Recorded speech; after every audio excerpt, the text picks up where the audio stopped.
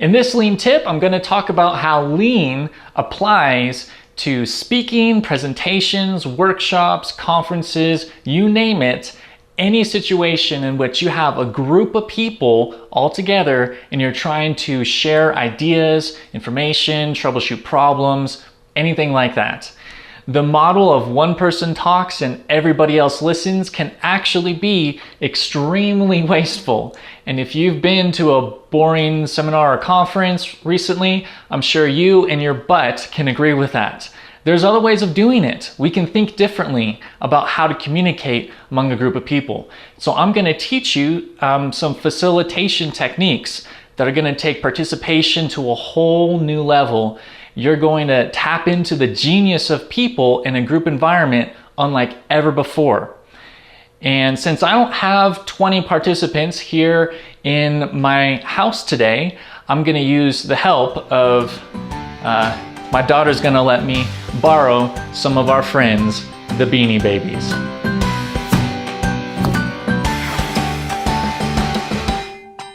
Okay, so what I want to teach you is something that is called 1, 2, 4, all. And I learned it from Liberating Structures. You can check them out at liberatingstructures.com. They've got over 30 different structures for how people can communicate and work together in a group context. And there's some incredible stuff here. But today we're going to show you 1, 2, 4, all. So here we have 20 Beanie Babies. They're all in groups of 4 because I've asked them to form groups of 4. You could do this with a smaller group. I wouldn't go lower than 12. 16 seems like the sweet spot in my experience, so 16 and up. But I have done it with 12 with some success as well. But here we have 20 Beanie Babies. They're all in groups of 4, and each group, each person has a single index card. That's pretty much all that you need, that and a timer. So what you're going to do is you're going to pose a question to the entire group for the sake of discussion or whatever kind of goal you have in your gathering. For example, it could be, what is your biggest challenge with Lean in your business?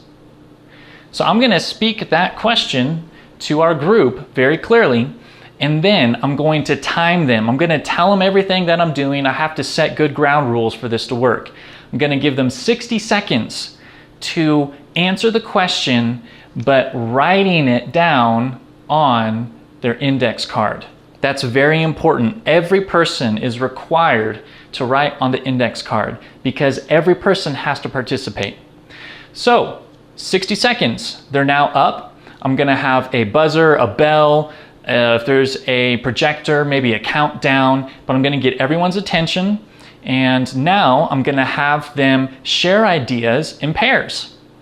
And so the Peace Bear is going to share with the dog, and the 4th of July Bear is going to share with Mr. Kangaroo over here.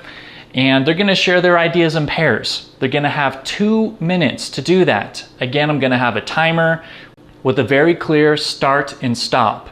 During those 2 minutes, they're going to share their own answers to the question and learn from a peer. And maybe together it's going to inform their understanding of the question and how to answer it.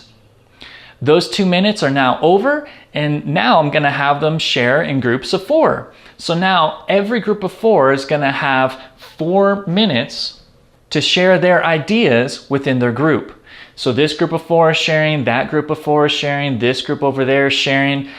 I, as a facilitator, may walk around, this is during all the rounds, and just kind of listen, not jump in, not add anything, but just listen for themes, for ideas that are common among the groups, for any group that might be struggling with the instructions or rules too. But they're all discussing in their groups of 4 for 4 minutes. And then the 4 minutes are done. Buzzer goes off, I get everyone's attention, and now we're at all. So we've done 1, we've done 2, we've done 4, and now we're doing all. So in the all round, I'm going to ask the entire room of Beanie Babies what they learned in their groups. I may even ask them during the previous round to listen for a theme that they can hear among all 4 participants. So one by one, if there's time, I'm gonna listen to each group share the answer to the question, or if there's too many groups, I may just take 3 or 4. Now with the question that I posed, what is your biggest challenge with lean in your business? If this was a lean conference, I have all these people gathered together, and as a facilitator, I don't know what problems they have. I don't even know what topic to pick. But now I've actually sampled the entire room of all of the biggest challenges, and not only that, but every person has participated. Every person has made a connection with a peer and maybe learned something in the sharing.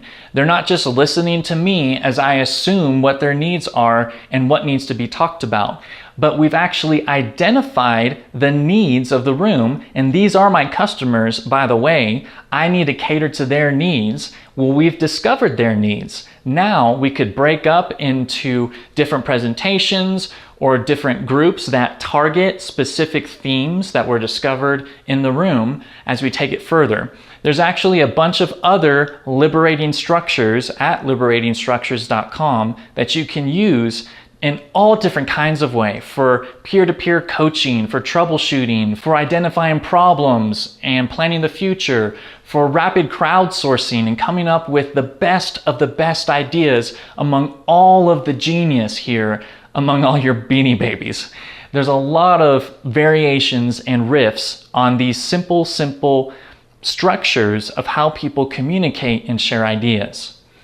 And so in as little as 20 minutes, 15 to 20 minutes, I can get everybody in the room to participate, to think about the answer to that question, to share with their peers, to listen for themes.